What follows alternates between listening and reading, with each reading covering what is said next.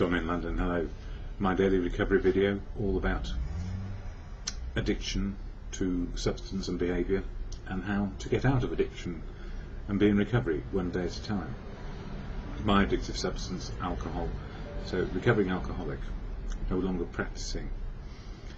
Yet I could also be addicted to people, places and things, and trying to do the right thing and please people. So if I pleased them, I would fit in and be a part of life in some form or other, but not necessarily my choice.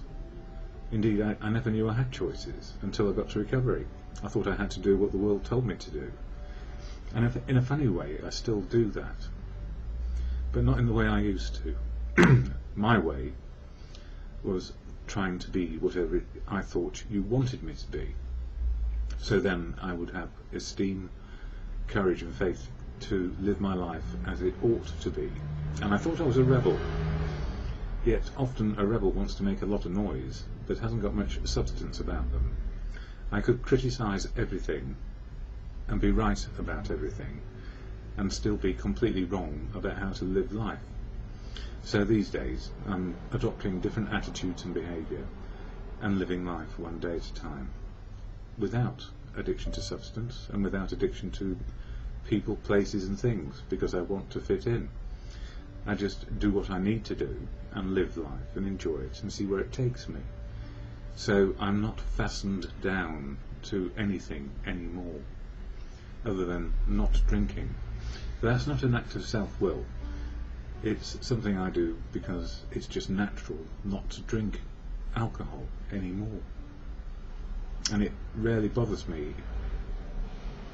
Yeah, I'm looking away when I say that. I'm trying to think of the time when it does bother me. Not particularly, but I don't go looking for places where drink is readily available, and I don't need to. So life is working. And what makes that possible? Well, family, friends, community, in the past medical people, and now I have a fellowship where I go to get experience, strength and hope and how to live and be me. And I only find out more about me and can look at it at the end of the day. So what is that fellowship? Well, it's AA, Alcoholics Anonymous.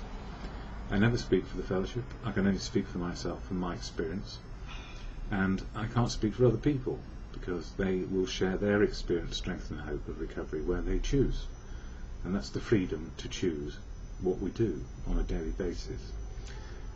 So I share a lot about AA, from what is a meeting to what are the 12 steps, what are the 12 traditions, and how do they impact on my life, or how has it come to be that the 12-step program is about living reality.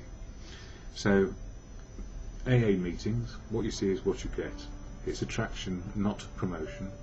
So if what you see is what you get, and here's some wisdom which is useful, we take it away and incorporate it in our lives. But it's never about fixing as we used to do, and that would be promotion. So this is not a promotional video for anything. It's just one man's recovery as it's going along, and that helps me. It helps me because I meditate a little bit about what's good and what works. So what is AA and how does it help me? Well, on this little card here is what is called the AA preamble. I read it out rather than try and recite it, simply because then I remember the meaning of the words, and I will hear this every time I go to a meeting. And the reason why I hear it every time I go to a meeting is it reminds me it's a one-day program. So knowing the AA preamble is not of any use. Knowing the 12-step program is not much use if you can't put it into action. Knowing the 12 traditions of unity, service and recovery are not much use unless you live them as well. So it's about a living program, not a learning program and then thinking you're fixed. So promotion would suggest that you can be fixed, and that's why in one of the traditions it says we try to attract people by who we are and what we do, the action we take, rather than promotion, which is putting a fix in. So we can't be fixed, but we can live free with good choices a day at a time. So this is the AA preamble. Alcoholics Anonymous is a fellowship of men and women who share their experience, strength and hope with each other, that they may solve their common problem and help others to recover from alcoholism. So it's about experience, strength and hope, and sharing it. The only requirement for membership is a desire to stop drinking. So if you have a desire to stop drinking, you're welcome in fellowship with AA. That's it. No other qualifications. You don't have to prove you're an alcoholic.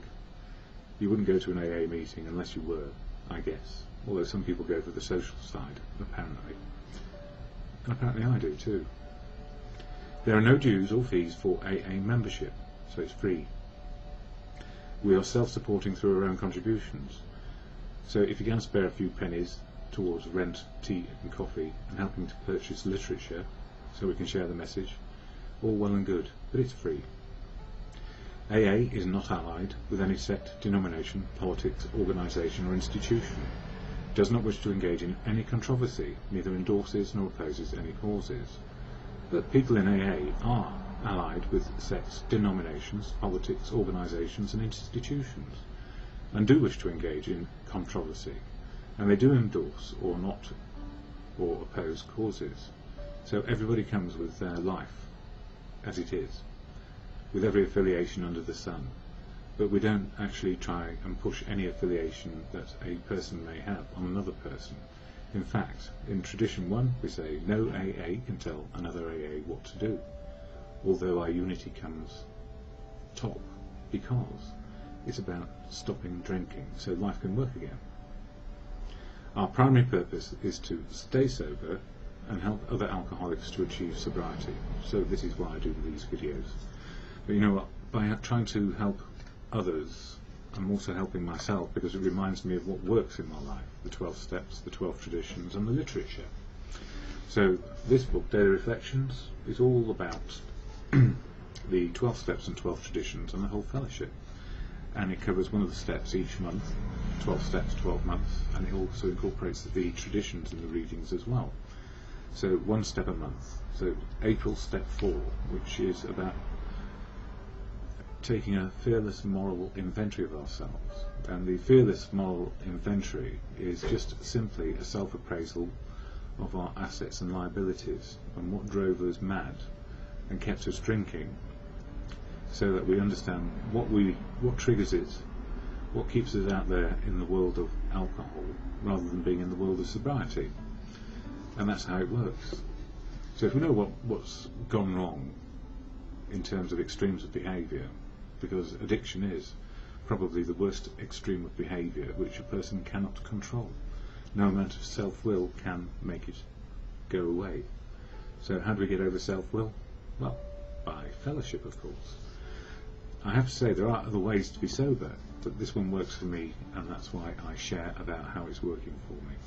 And I also share from this book, As Bill Sees It, which are daily readings. So these videos are basically what keeps me sober on a daily basis. Meetings, of course. What you see is what you get. So this is just one man's voice here.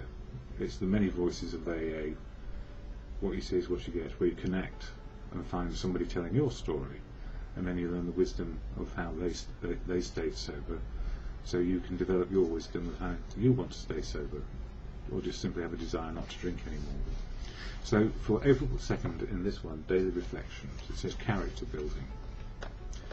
Demands made upon other people for too much attention, too much protection and too much love can only invite domination or revulsion. So we're over-gushing and people-pleasing, or we're not taking any notice whatsoever. And somewhere in there I went both ways, trying to please people so I would fit in, and then being completely nauseated by my own behaviour, as other people would be, I'm sure. When I uncovered my need for approval in the 4th step, taking the moral inventory, I didn't think it should rank as a character defect. Sirens usually means round here that something's going on in a pub. I wanted to think of it more as an asset, that is, the desire to please people. It was quickly pointed out to me that this need can be very crippling. Today I still enjoy getting the approval of others, but I am not willing to pay the price I used to pay to get it. I will not bend myself into a pretzel to get others to like me. If I get your approval, that's fine, but if I don't, I will survive without it. I am responsible for speaking what I perceive to be the truth, not what I think others may want to hear. Similarly, my false pride always kept me overly concerned about my reputation. Since being enlightened in the AA program, my aim is to improve my character. So it's not what you think of me which is important, it's what I'm doing, and then you can judge for yourself. That's the important part for you. But if you judge me one way or another, that's not really what I can do anything about. All I'm looking for is to live to truth and be responsible and develop character around being open, honest and willing to learn life and be a part of it. Not trying to control it, not trying to be controlled by it, just be a part of. And that comes from doing the fearless moral inventory. I mean, when it says fearless, we've been living in fear for a long time. If we've been either we're living in fear or we're completely deluded, or both in my case. Fear of being found out that I was an alcoholic, and then being found out that I was still drinking for years and couldn't stop. And it was difficult because I didn't know how. So the greatest admission is really, I don't know, and then work out from there where to go, which is why fellowship helps me, by being there, listening to other people, and as we share daily about what's going on for us, not just one person, there'll be somebody who starts the meeting off and then somebody else will have something to say. So by the end of the meeting, if it's a medium one, probably half or more will have said something about what's going on for them. So we link on to, yeah, I agree with what they've just said, I feel just like that. And because it's an emotional and spiritual development program, I'm talking training talk there, but it's about emotional spiritual well-being. So we develop our feelings as real to the life experience, and spiritual for me is the ability to cope with reality. And spiritual is connected to faith in many people, which is absolutely fine. The fellowship is not there to judge a person's religious beliefs, but if you can believe in a higher power, it will help you in your recovery. And I have plenty of higher powers. AA is a key one, but anybody with wisdom can be my higher power in the moment, because they have the wisdom I need to see me through an event, maybe, of some sort or other. It could be just walking down the street, or it can be giving not a lecture, I haven't done those for ages, but just, it helps me out, the wisdom of others. In this book, as Bill sees it, there's all sorts of readings about all the different steps and all the different aspects of life.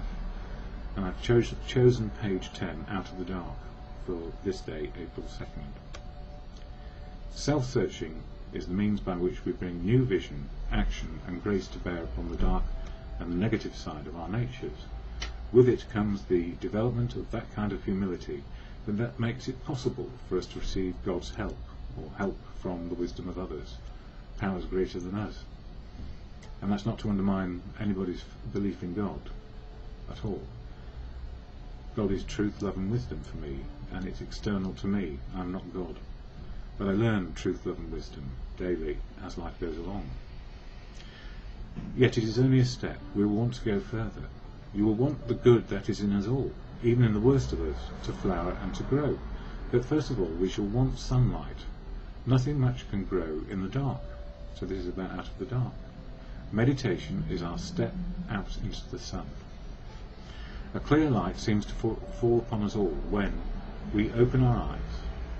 Since our blindness is caused by our own defects, my principal ones were fear, brave facing. So if I'm in fear, I'm shutting down.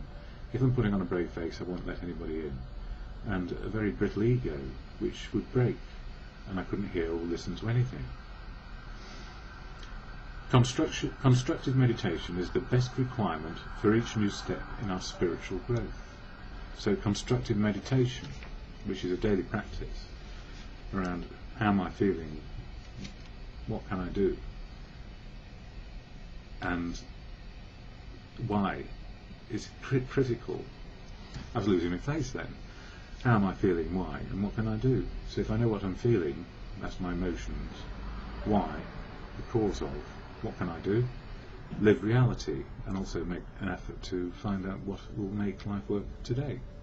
Not make it, but live life and enjoy it as best I can. But it's not all about being joyful. Half of life is sad, at least. So we need to develop the whole range of feelings around life and what to do about it. And the spiritual aspect for me is about coping with reality, living reality, the absolute ever-present moment of now. And if I'm in it, I'm not harking back to the past and stuck in that. And I'm not wishing I was somewhere else in the future. So if I'm present in this one moment, knowing what I'm feeling, and that my feelings fit the experience I'm having, then there's some balance in there, and maybe some serenity. And what's key is serenity. It's not about joyous, happy, delirious happiness. It's about life on life's terms. So if I understand life on life's terms, and what I'm going through, or what I'm living in right now, I can have some serenity about it, and I learn what I can and cannot do. So the serenity prayer, which I share at the end of these videos, is of critical importance. In any moment when I'm confused, or feeling fearful, or angry, or happy to an extreme which is not sustainable, the serenity prayer brings me back to earth and reality. So it's to God, or good conscience, or the higher power of your choice. And anything and anyone can be my higher power, and that when they have the wisdom. And as long as I can listen and also have the inner voice to good conscience, I tend to deal with life on life's terms.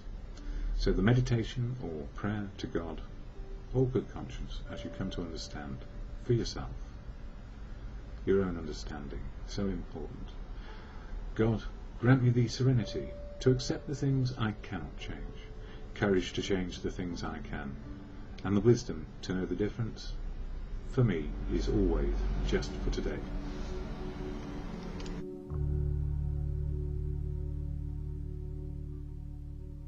About recovery from addiction to either substance or behaviour.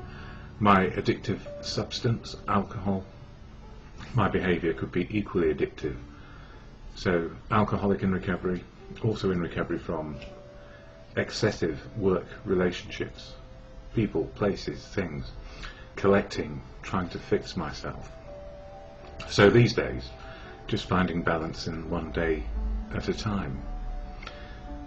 And it's a gift which has been given to me freely by others who also have the problem of addiction and prefer recovery from addiction one day at a time. And the fellowship of AA, Alcoholics Anonymous, has been integral to me keeping sober just one day, and that's been going on for quite a while. So how did I ever get there? Well, 35 years of drinking. Started off with the first drink, which changed the way I felt at that moment. I felt happy, joyful, sleepy. I was a child, and it changed my feelings. So there seemed to be a quick way of feeling better. And it didn't mean I started from then on to drink copious amounts of alcohol. What it meant was it established a connection to feeling okay. And then later in life, way before drinking age was legal, I could get my hands on alcohol. So it was good, and the first few times it sent the room spinning, and then for 35 years it sent me spinning.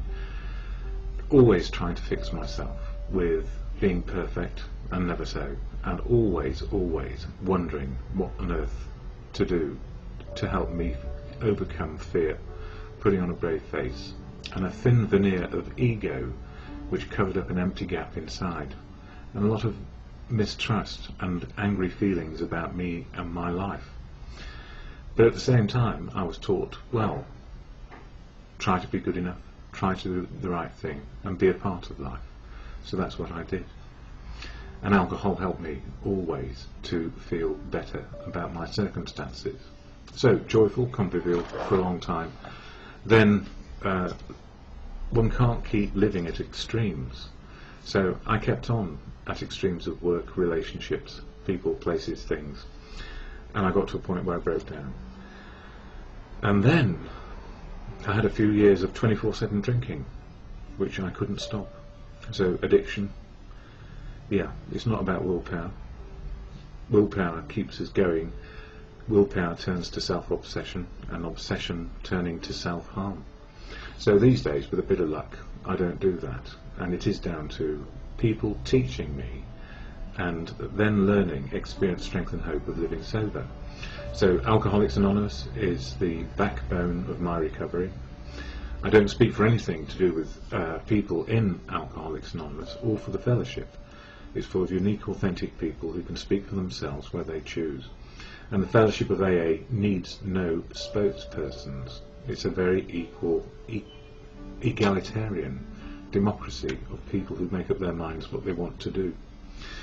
Anyway, having said all that, I share my experience, strength and hope simply because if I didn't include fellowship, then my ego might be at risk of growing or inflating, because I didn't do it on my own.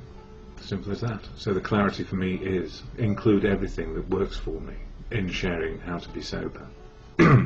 So AA, I share the AA preamble and some of the literature, and April is all about step 4, which is, I suppose, taking stock.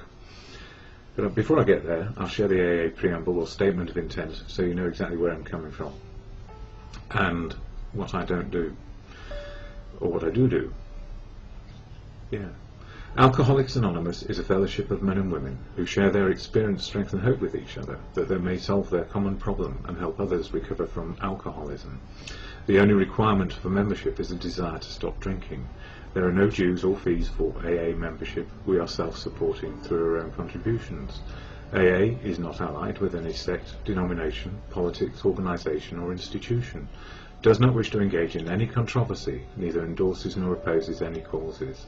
Our primary purpose is to stay sober and help other alcoholics to achieve sobriety.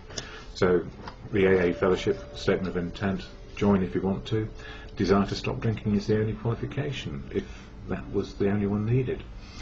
And share it, share how it works. So this is what I do. So I have here the daily reflections, which I'll cover in a moment.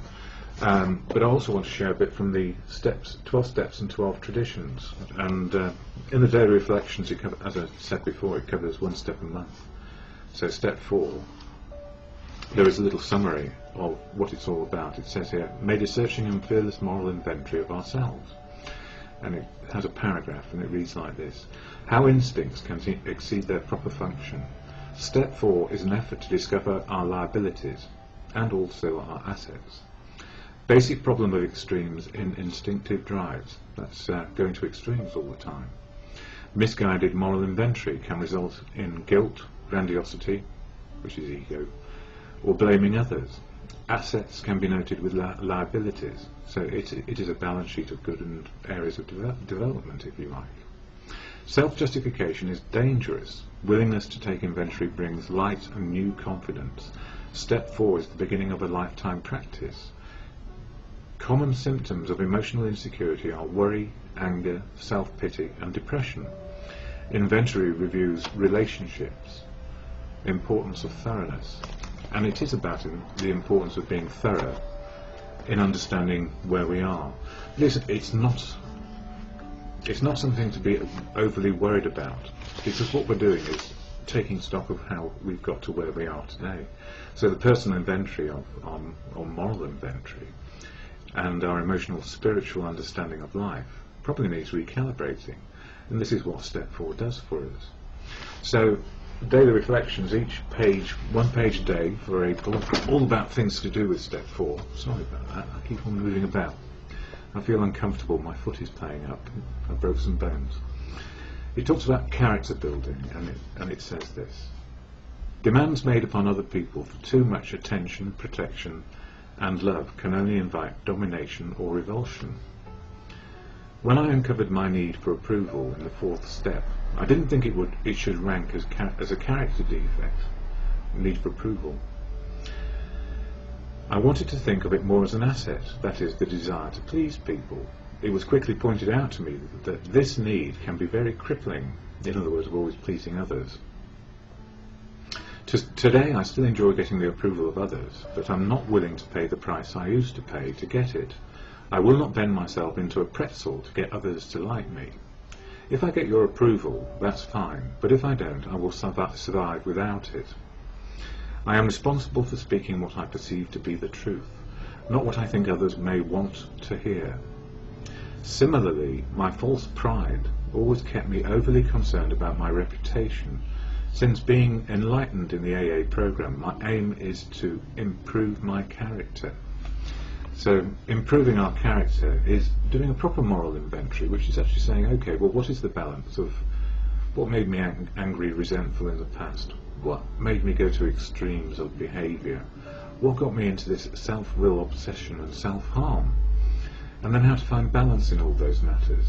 So it's not about writing a list of horror stories. It's more to do with understanding what will keep us in balance in the future, our assets and liabilities, I guess our strengths and our areas of development.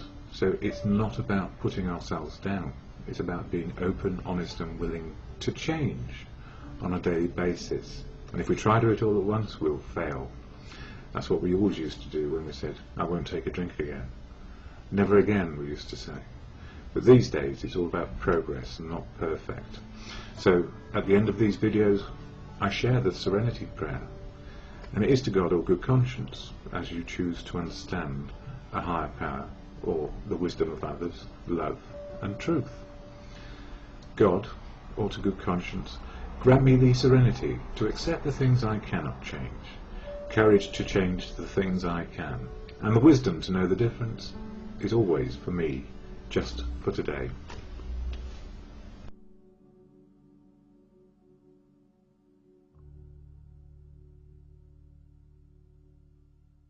My addiction, substance, alcohol, my behaviour, well, that's where things came out sideways, I guess. When I wasn't drinking, I was working as hard as possible, going to the gym, workaholic, gymaholic, relationshipaholic, trying to be whatever I might be, always striving and also trying to be perfect.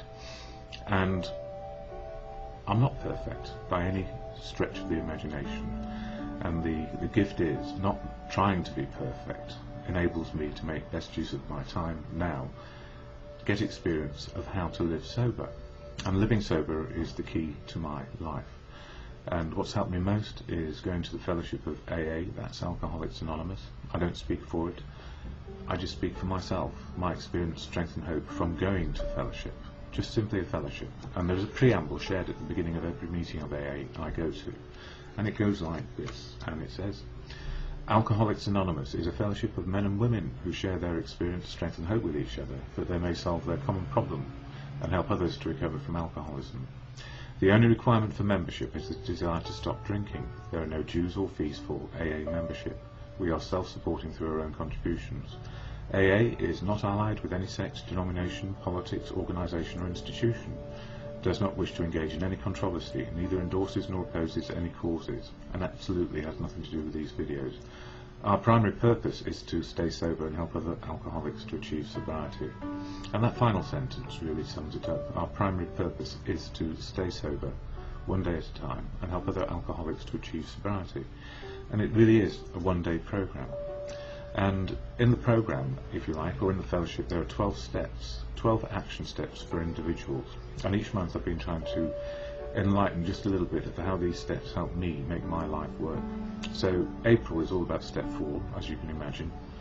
And this book, Daily Reflections, often covers ideas and notions and experience to do with step 4.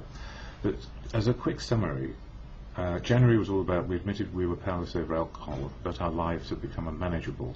That is the only one step that I can get right on a daily basis, and that is not to drink.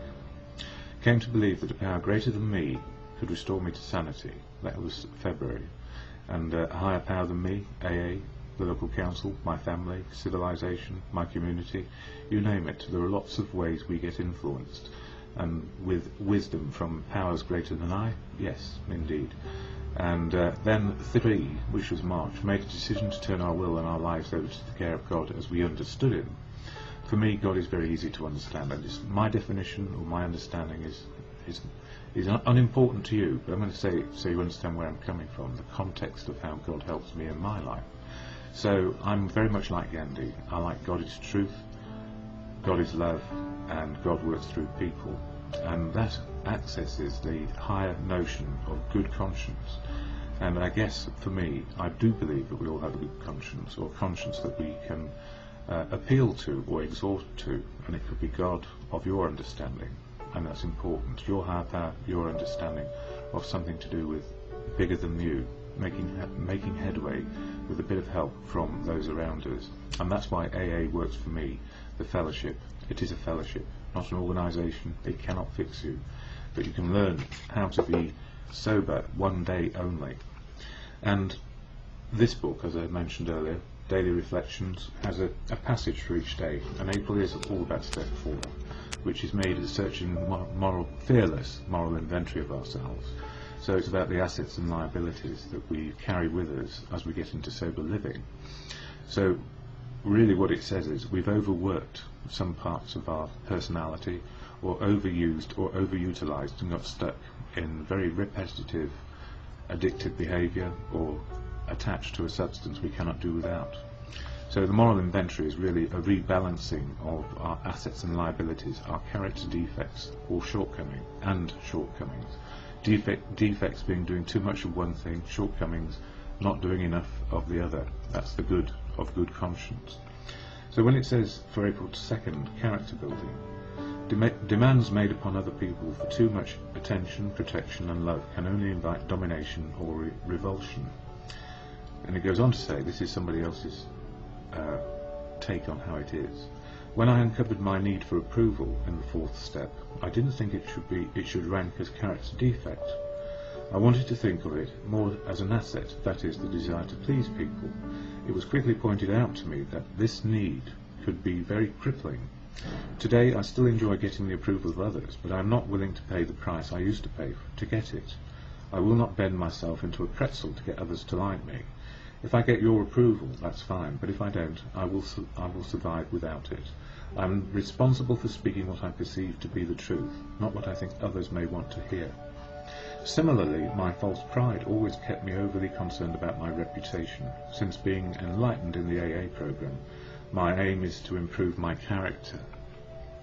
And, you know, I need to listen to that, or read it and understand what it's saying to me, which is we have to find a balance in life between how we relate to other people and being able to make the best choice based on our open, honest, willing approach to living. And that is making sure we do the right thing for ourselves so that we can then do the right thing for others. And that often is an examination of our good conscience to see where we're coming from. And often we forget to look at situations from another person's point of view. And often that was called sitting or standing in the shoes of another person and looking out and seeing what they might see of me and my behaviour. And when I look at it there, I did do a lot of good things, but I also was a people pleaser. I wanted to be liked. I feared isolation, but in fact, in the end, I was completely isolated, excluded by my addictive behaviour, because it had me down and I couldn't get out of it. And on Tuesday, funnily enough, somebody said they reckoned in the end that their higher power was alcohol, and that they couldn't stop drinking.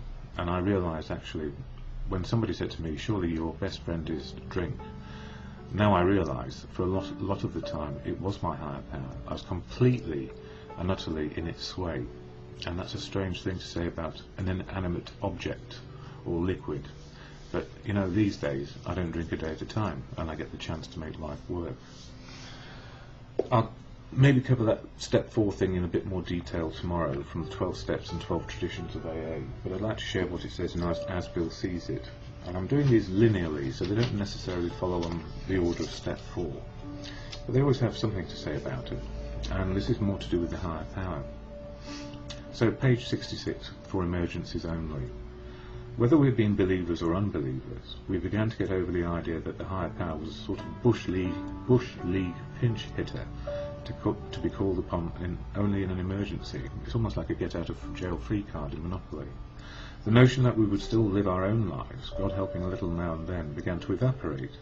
Many of us who had thought them ourselves religious awoke to the limitations of this attitude. Refusing to place God first, we had deprived ourselves of his help. But now the words of myself I am nothing, the Father doeth the works, began to carry bright promise and meaning.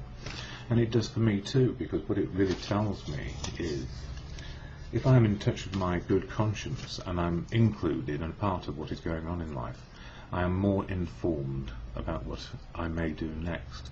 And if it involves other people, it's really, really important too that I know where they're coming from. So, this whole program is about our emotional, spiritual and physical well-being. So spiritual is about living in the moment, and the emotional part of our makeup we often suppress because it feels inconvenient and we fear what people might think of us. So one of my exercises every morning is to say to myself, how am I feeling, why, what can I do? So how am I feeling now? I feel more balanced at the moment.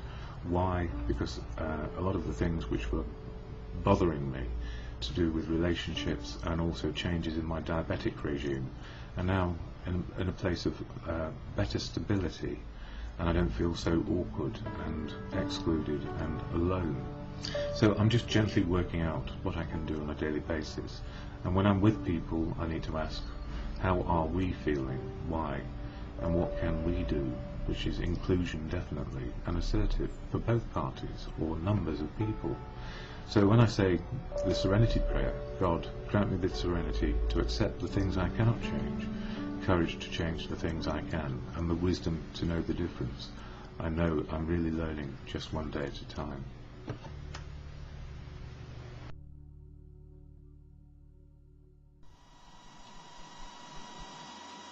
Don in London, good morning, and the date is April 2nd, 2008, and the time is about 8:40 in the morning, and good morning to you. This is all about AA, Alcoholics Anonymous.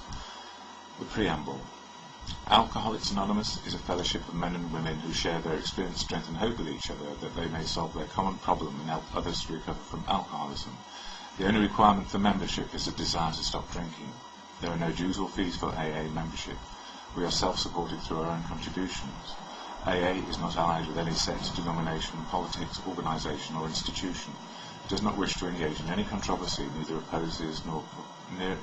endorses nor opposes any causes. Our primary purpose is to stay sober and help other alcoholics to achieve sobriety.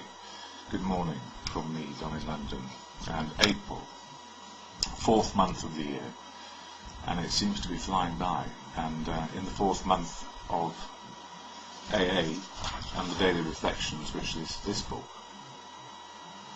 is all about step 4 of the AA 12-step program, and the 4th step is all about doing a fearless moral inventory of ourselves, so we may find out who we are, what we are about, and what our assets and liabilities are in terms of personal attributes.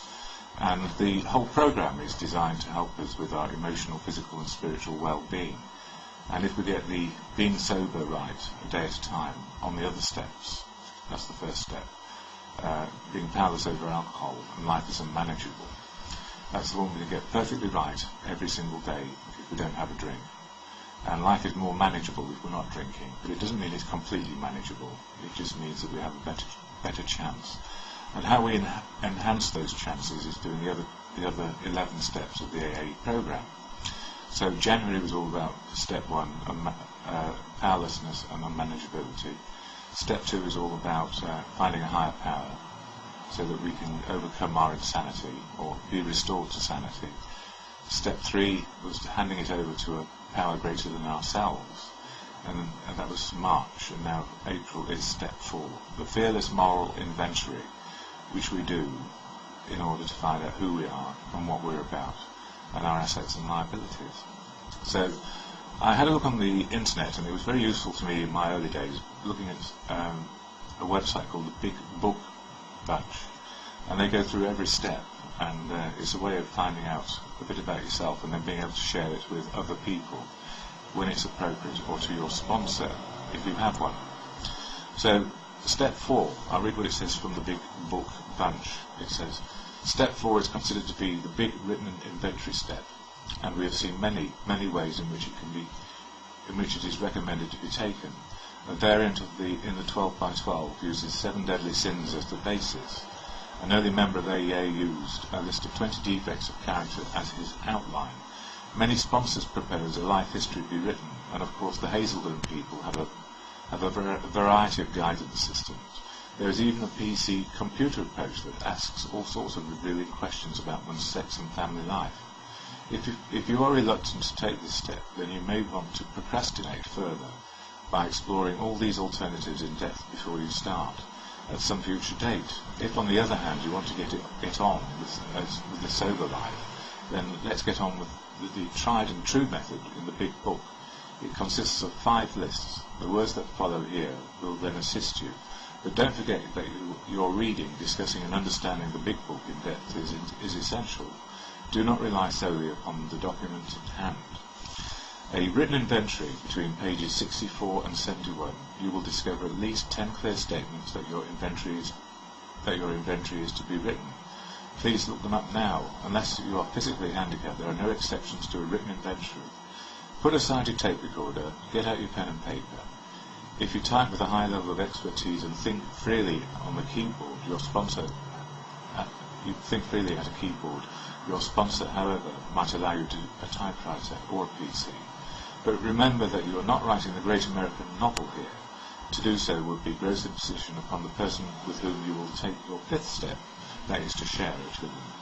Moreover, the thought of setting forth your life history completely misses the point. You are to write an inventory, not a narrative. And what is an inventory? In 1939, Webster said it was an itemised list of goods and valuables, stock or a person's qualities, with their estimated worth. The preferred synonym is a list, and that's exactly what you are to do. Write the lists outlined by the big book.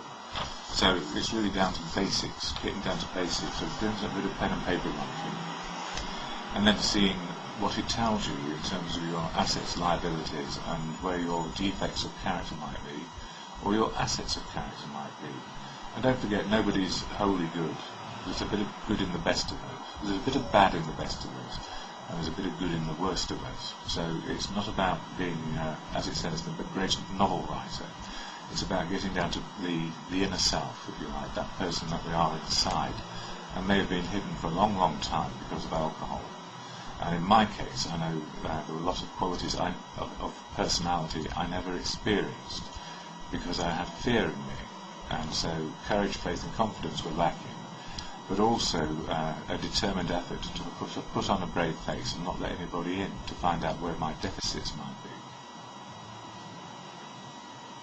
And you know, that's quite an admission for me. So I don't find it easy, and didn't find it easy when I did it. I've done it more than once. But you know, that's me, striving for perfection. And I think actually a rough and ready approach means that we overcome the fear of step 4 and start enjoying the fact that we can start to learn how to live life through the 6 and 7 steps.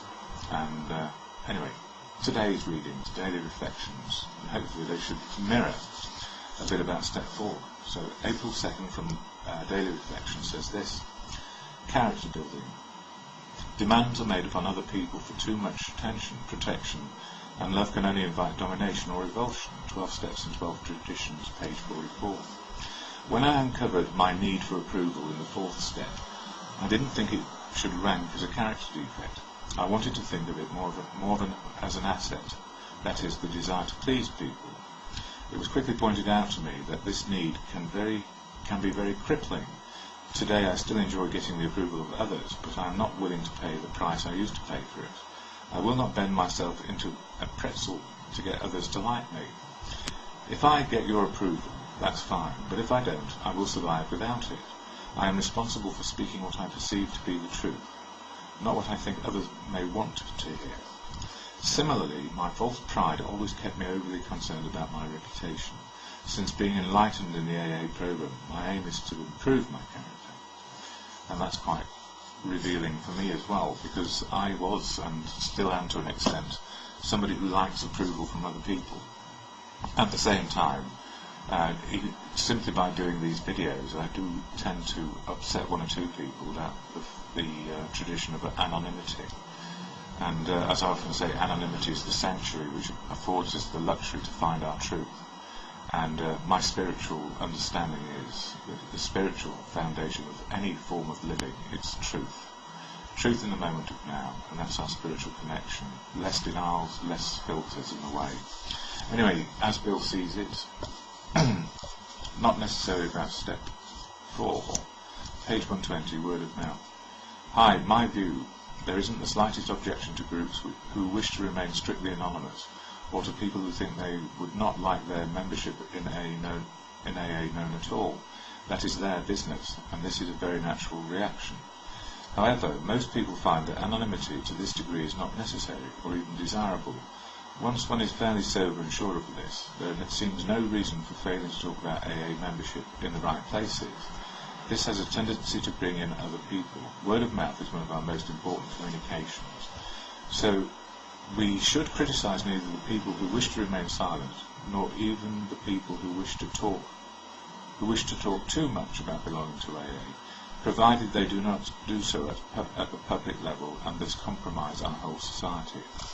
And as you know, AA is changing, and there are hundreds of websites out there which are doing just that. And me with these, and I'm actually running out of time, so I'm having to cut my video short. I'll talk more about the moral inventory tomorrow, and more about anonymity on another day. And in the meantime, have a good day.